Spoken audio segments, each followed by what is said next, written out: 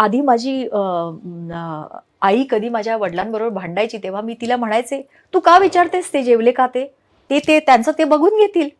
तर म्हणे, अगं वर्षा असं नसतं, मला बघायलाच पाहिजे, मला नाहीतर चैन कसं पडणार. आणि मला आज त्या भावना समजतात. जेव्हा मी या सहजीवनात आहे, मी एका लग्नबंधनात आहे, त्यामुळे अजय आणि मी आम्ही दोघंही शीघ्रकोपी आहोत खरं म्हणजे. हो.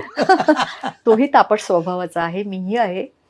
पण आता थोडासा एकमेकांना आम्ही समजायचा प्रयत्न करतो. भांडणं होतात ना, सगळ्यांकडेच आणि होतात. ते एक हक्काचं असतं नाही का, एक स्थान आपलं, हो. ते भांडल्याशिवाय होतच नाही. हो. आणि मग एकमेकांची उणीधुणी काढायची, तुझंही असंच असतं, तुझंही असंच असतं वगैरे, ते असतंच. हां. पण शेवटी काय आहे, ते संघर्षापर्यंत येता कामा नये. बरोबर आहे. त्यामुळे हे सहजीवन चांगलं चाललेलं आहे. व्हेरी आणि गुड. मुख्य म्हणजे अजयबद्दल मला एक सांगावंसं वाटतं, की त्यांनी कधीही माझ्या